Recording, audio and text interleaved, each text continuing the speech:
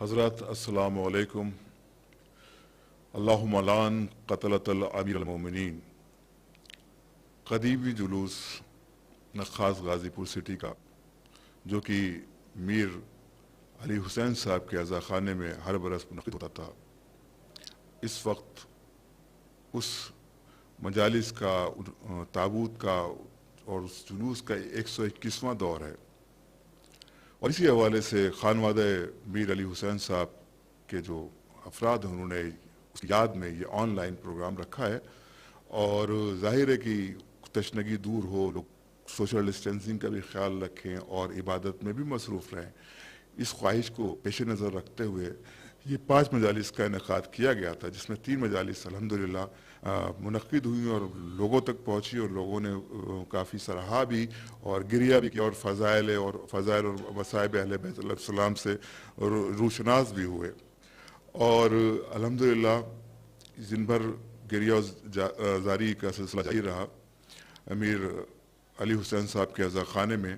اور اس حوالے سے اس وقت کی 4تھی مجلس کا آغاز ہونے جا رہا ہے اور اس مجلس کو عالی جناب مولانا تنویر-ال-حسن زینبی صاحب قبلہ امام-e-Juma غازیپور خطاب فرمانے جا رہے ہیں. اور 4تھی مجلس کے بعد 5ویں مجلس میں مصائب امام علی علیہ السلام بیان فرمائیں گے عالی جناب مولانا جابر علی قمی صاحب زنگی پوری. اور گزارش کی جاتی ہے اب مولانا تنویر-ال-حسن زینبی صاحب جو کہ امام-e-Juma و جماعت غازیپور ہیں.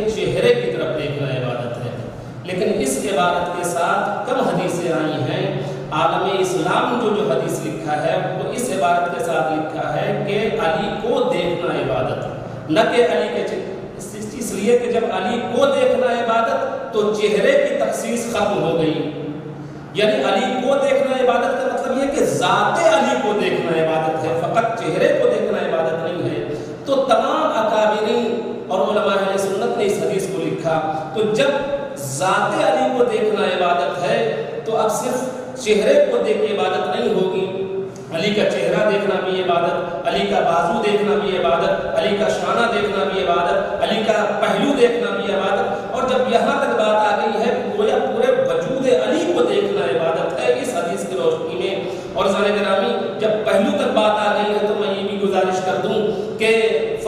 پہلو ہی علی کا دیکھنا عبادت نہیں ہے، بلکہ میدان خیبر میں جب دروازے خیبر کو علی نے اپنے ہاتھوں پہ اٹھایا تھا اور اٹھا کے باقاعدہ خندق جو کھدی تھی بہت چوڑے مقدار میں اس میں اترے تھے، تو ہاتھوں کے اوپر در خیبر تھا اور علی خندق میں اترے ہوئے تھے۔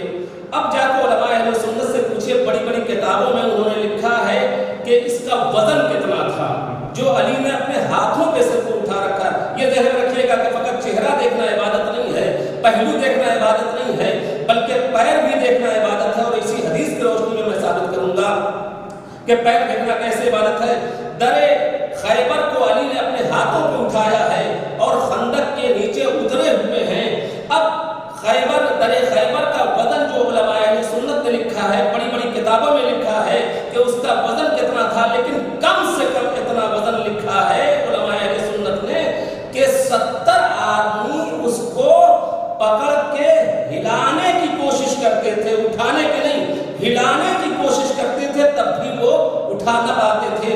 اس دروازے کو علی نے اپنے ایک ہاتھ میں اٹھایا ہوا تھا اور لشکر کو اس پار سے اس پار کر رہے تھے۔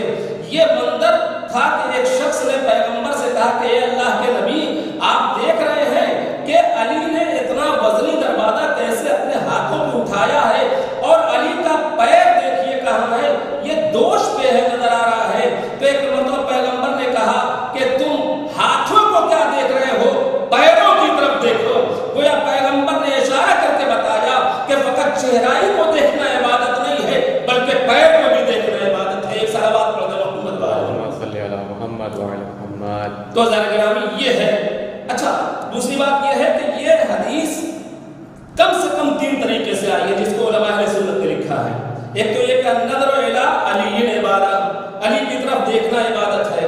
پھر اس کے بعد حدیث آئی ذکر علی عبادت، علی کی کا ذکر کرنا عبادت ہے۔ پھر تیسری حدیث آئی کہ حب علی عبادت، علی سے محبت کرنا عبادت ہے۔ تو ظاہراً لوگ یہ سمجھتے ہیں کہ یہ حدیثیں تینوں الگ الگ ہیں، جبکہ یہ تینوں حدیثیں الگ الگ نہیں ہیں۔ حدیثوں میں توجہ چاہتا ہوں کہ یہ تینوں حدیثیں الگ الگ نہیں ہیں، بلکہ اس کا ربط ہے ایک ہی حدیث سے، یعنی علی کو دیکھنا عبادت، علی کا ذکر کرنا عبادت، اور علی کا سے محبت کرنا عبادت، یہ ایک دوسرے سے ربط ہے۔ اب میں مثال دے دوں تاکہ بات واضح ہو جائے۔ مثال کے طور پہ یہ حدیث ہم تک پہنچی، پیغمبر نے فرمایا کہ علی کو دیکھنا عبادت ہے۔ ظاہر سی بات ہے جیسے ہی یہ خبر پہنچی میں تھا اندھا، توجہ چاہتا ہوں، ربط میں دکھانا چاہتا ہوں کہ یہ الگ الگ تینوں حدیث نہیں ہے، بلکہ ایک دوسرے سے ربط ہے، ایک ہی حدیث ہے۔ میں اندھا تھا، پیغمبر کی یہ حدیث ہم نے سنی، پیغمبر کی خدمت میں ہم پہنچے، اللہ کے نبی آپ نے یہ فرمایا ہے کہ علی کو دیکھنا عبادت، میں تو اندھا ہوں، لہذا اس عبادت سے میں تو محروم ہو جاؤں گا، کیونکہ اندھے کی وجہ سے ہم دیکھ نہیں سکتے، ہے کہ نہیں، محروم ہو جاؤں گا۔ اب پیغمبر سے جیسی حرکت میں اندھا ہوں اور اس عبادت سے ہم محروم رہ جائیں گے جو آپ نے فرمایا کہ علی کو دیکھنا عبادت ہے، تو پیغمبر نے فوراً دوسری حدیث میں ارشاد فرمائی کہ ذکر علی عبادت، علی کا ذکر عبادت ہے۔ یعنی کہ تم نہیں دیکھ سکتے تو ذکر کرو، ذکر کرنا عبادت۔ اچھا، ذکر ایک ایسا لفظ ہے کہ دونوں چیز کو شامل ہے، یعنی جو سن نہیں سکتا، یعنی ایک شخص گونگا ہے، وہ بول نہیں سکتا، ذکر نہیں کر سکتا، تو وہ سن لے، اور جو سن نہیں سکتا وہ بول لے، زبان چلتی ہے۔ لیکن کبھی کبھی ایسا ہوتا ہے کہ تینوں چیز نہیں ہے، یعنی وہ نہ دیکھ سکتا ہے، نہ سن سکتا ہے، نہ بول سکتا ہے۔ اب وہ کیا کرے؟ اب یہ پیغمبر کی حدیث ایسے شخص کے پاس پہنچی کہ جس کے بارے میں پیغمبر نے فرمایا تھا کہ جو علی کو دیکھے عبادت، جو علی کا ذکر کرے عبادت۔ اب نہ وہ دیکھ سکتا ہے، نہ سن سکتا ہے، بہرا بھی ہے، گونگا بھی ہے، اندھا بھی ہے۔ اب وہ کسی طریقے سے پیغمبر کی بز میں پہنچا، اے اللہ کے نبی ہم تو یہ تینوں چیز سے محروم ہیں، اس لیے کہ ہم اندھے بھی ہیں، گونگے بھی ہیں، بہرے بھی ہیں۔ آپ یہ کہیں گے کہ جب وہ بول ہی نہیں سکتا تو پیغمبر سے کہہ کیسے رہا ہے؟ تو ہم تو ایسے ہی نبی کو مانتے ہیں کہ جو دلوں کے حالات سے واقف ہوتا ہے، جو دلوں کے حالات سے واقف ہوتا ہے۔ پیغمبر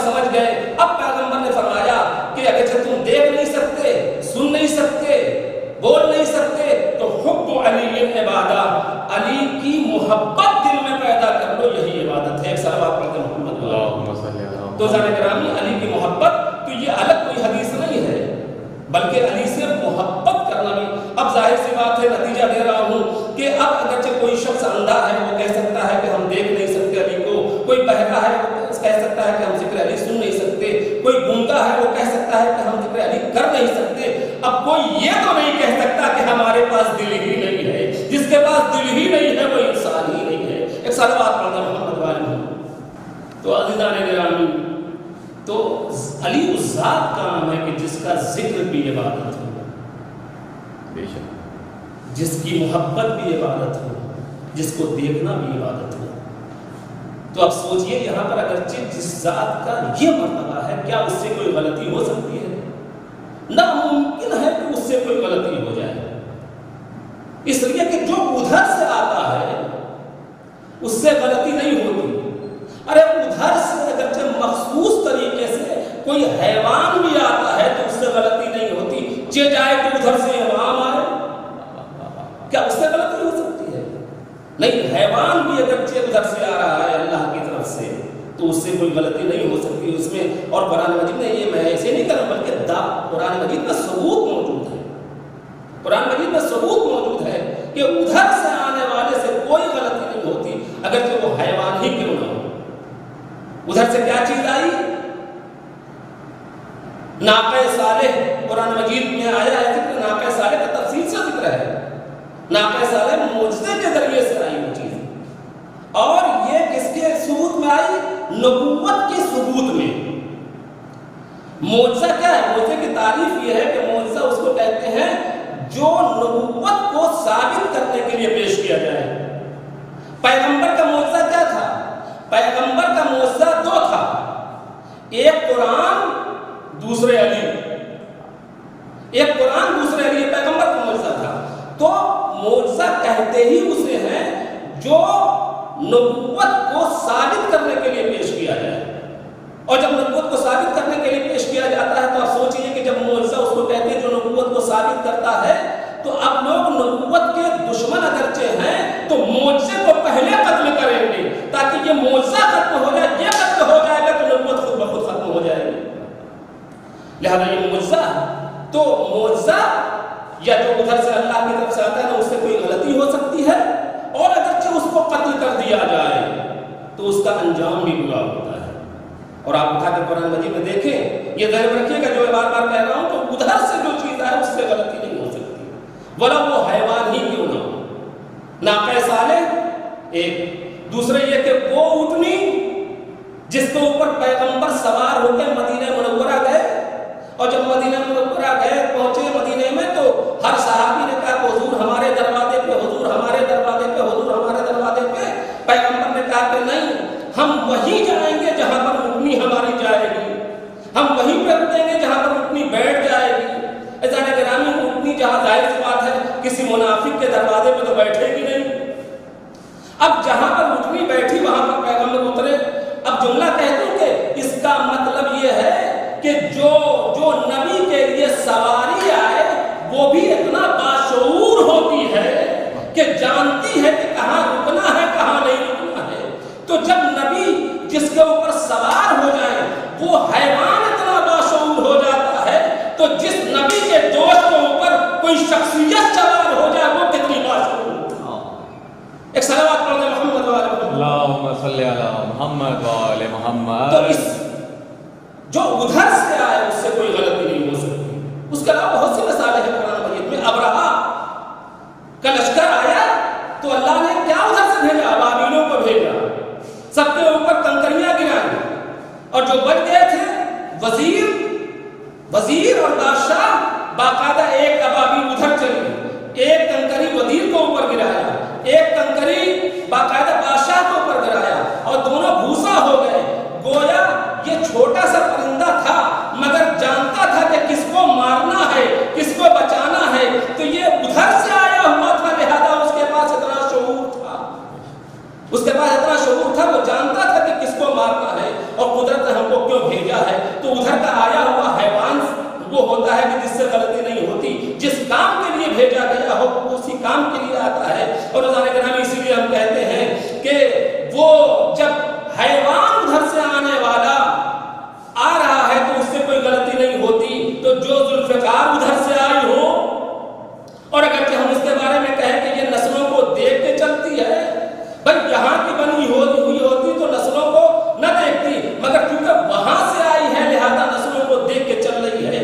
لیے اور یہاں پر پہنچ گیا تو ایک جملہ میں کہہ دوں. ہمارے چھٹے امام امام جعفر صادق علیہ السلام سے پوچھا گیا کہ مولا ذوالفقار کو ذوالفقار کیوں کہتے ہیں؟ بھائی ذوالفقار کے معنی ہے فقیر بنا دینے والی، ذوالفقار کا معنی ہے محتاج کر دینے والی.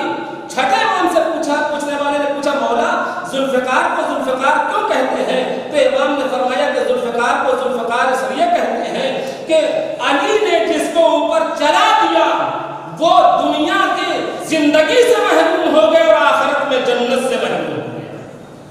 ذوالفقار کی یہ صفت ہے. تو کہنے کا عزیزو مطلب یہ ہے کہ جو ادھر سے وہ جو چیز آئے اس سے غلطی نہیں ہوتی، اور اگرچہ اس کا کوئی دشمن ہو جائے تو اس کا انجام بھی برا ہوتا ہے. مثالاً ناقہ صالح جس کو جو ناقۃ اللہ تھی، ادھر سے آیا تھا وہ ناقہ، اس کے اوپر جب ظلم ہوا تو اس کا انجام کیا ہوا؟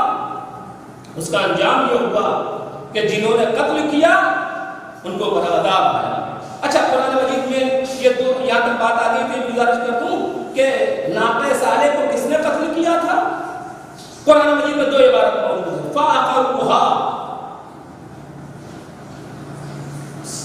صالح کی ایک قوم نے قتل کیا تھا، اور ایک جگہ جملہ آیا ہے کہ ایک شخص نے قتل کیا تھا. اسی قرآن میں 2 عبارت موجود. ایک تو یہ کہ صالح کی قوم نے قتل کیا، دوسری عبارت یہ ہے کہ ایک شخص نے قتل کیا. تو بھئی یہ تو اختلاف ہو گیا. جب اختلاف ہو گیا تو ہم قرآن کو صحیح مانیں یا غلط مانیں؟ اسی لیے ہم کہتے ہیں کہ اگر آل محمد نہ ہو تو قرآن کا بہت سا مسئلہ حل نہ ہو، بہت سا مسئلہ حل نہ ہو. امام نے کہا کہ ہاں ایک شخص کی بھی آیت آئی ہے اور قوم کے سلسلے میں بھی آیت آئی ہے، اور دونوں صحیح ہے. کچھ نے میں نے پوچھا کیسے؟ کہا کہ سورہ بقرہ کی 51ویں آیت نمبر پڑھو، اس میں ملتا ہے کہ اللہ نے کہا ہے میرے حبیب اپنی قوم سے کہہ دو کہ ان لوگوں سے پوچھو کہ ان لوگوں نے نبیوں کو کیوں قتل کیا. تو جب نبی کے یعنی ہمارے نبی کے دور میں انبیاء آ ہی نہیں تو پھر یہ کیوں کہا جا رہا ہے کہ نبیوں کو کیوں قتل کیا، نبیوں کو کیوں قتل کیا؟ تو امام نے فرمایا کہ انہوں نے نبیوں کو قتل نہیں کیا ہے، قتل ایک ہی آدمی نے کیا، مگر اس قتل کی وجہ سے، قتل کرنے کی وجہ سے قاتل سے لوگ راضی تھے. جب قاتل سے راضی تھے یعنی ظلم کے اوپر اگرچہ کوئی خاموش رہے تو وہ ایسا ہی ہے جیسے ظالم ہے، وہ ایسا ہی ہے جیسے ظالم ہے. اس لیے اس فعل سے چونکہ وہ قوم کیا تھا ایک ہی نے قتل، مگر اس فعل سے پوری قوم راضی تھی، اس لیے اللہ نے کہا کہ فقط قاتل وہی نہیں ہے جس نے قتل کیا ہے بلکہ وہ بھی قاتل ہے جو اس کے فعل سے راضی ہے، اس کے کام سے راضی ہے. عزیزان گرامی یہی وجہ ہے کہ ہم جو حق کا ساتھ دیتے ہیں، ہم جو جلوس اٹھاتے ہیں، عزاداری کرتے ہیں، سڑکوں پہ لے کے چلتے ہیں، اس کا مطلب یہی ہے کہ ہم یہ بتاتے ہیں کہ ہم حسین کے، ہم علی کے قاتلوں کے ساتھ نہیں ہیں، ہم حسین کے قاتلوں کے ساتھ نہیں ہیں، بلکہ ہم حق کے ساتھ ہیں، حق والوں کے ساتھ ہیں. تو عزیزان گرامی یہ جلوس، یہ عزاداری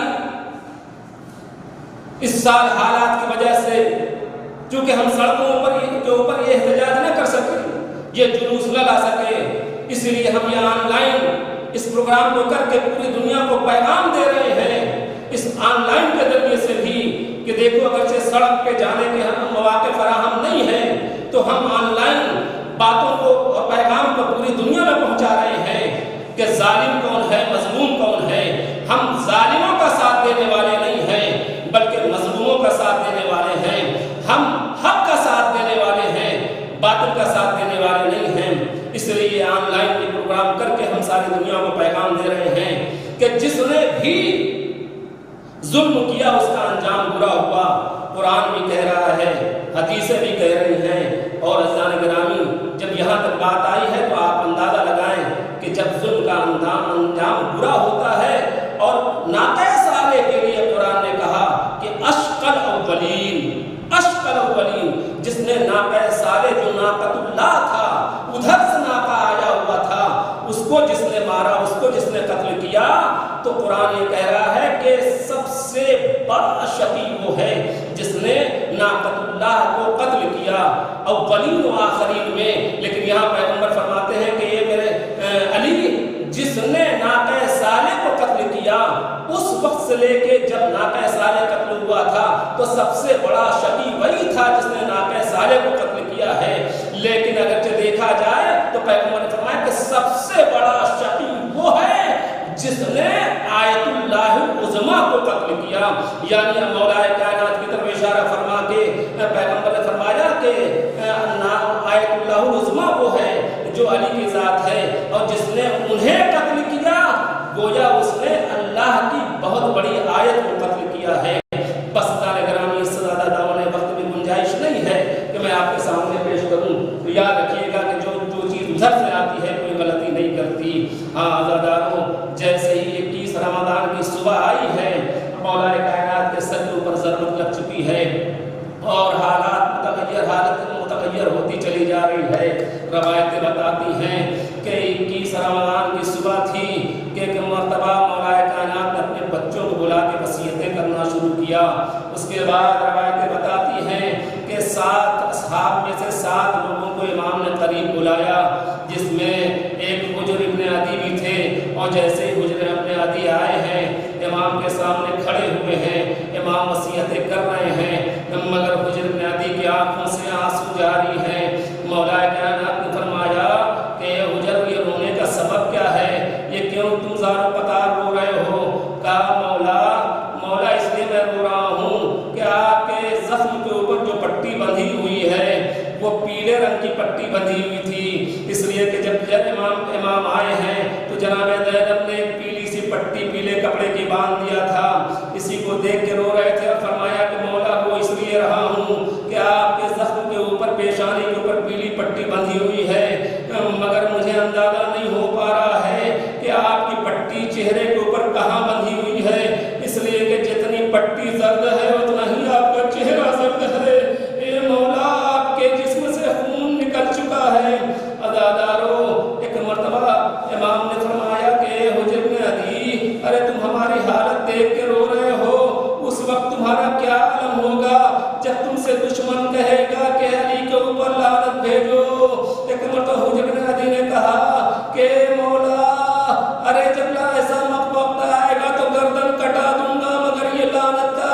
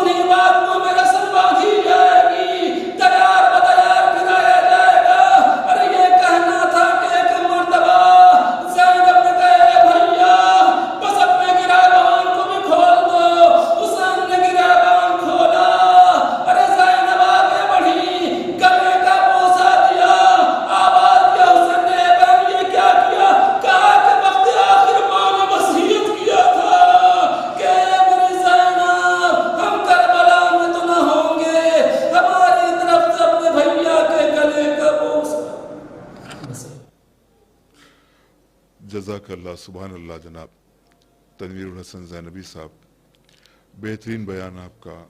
और बहरहाल आपकी गाज़ीपुर में बहुत खिदमत है। आप इमाम-ए-जुमा व जमात तो हैं ही गाज़ीपुर के, उसके अलावा भी आपकी बड़ी खिदमत हैं, दीनी खिदमत हैं गाज़ीपुर के मोमिनीन से। जैसे इत्तला होती रहती है, खुदा आपके हो और मज़ीद तरक्की अता करे, इल्म में इजाफ़ा फरमाए और आप इसी तरह से खिदमत खल्क और खिदमत अहले बैत अलैहिमुस्सलाम करते रहें।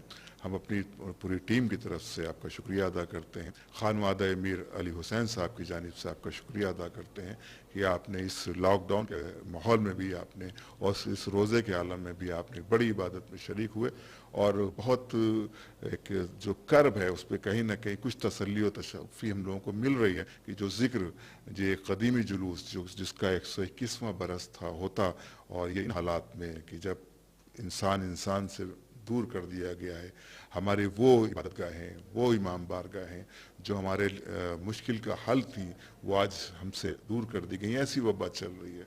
परवरदिगार की बारगाह में चारदा मासूमीन के तसद्दुक़ से हम सब दुआगो हैं कि परवरदिगार जल्द से जल्द ये वबा दूर हो और हम ज़िक्र सैयदुश-शुहदा, ज़िक्र इमाम जिस तरह से करते थे, जिस शान व शौकत से करते थे, जिस शान व शौकत से हम अज़ाए मज़लूम करबला बिछाते थे, उस तरह से बिछा सके। और अब ठीक 6 बजे अलविदाई मजलिस का इनेकाद होगा। उस मजलिस को मौलाना जाबिर अली क़ुम्मी साहब जंगीपुरी खिताब फरमाएंगे और उस मजलिस से के बाद हमारे काशिफ आबदी साहब कुछ अपने तासुरात सामेइन के हवाले, जो व्यूवर्स हैं उनके और अहले गाज़ीपुर के हवाले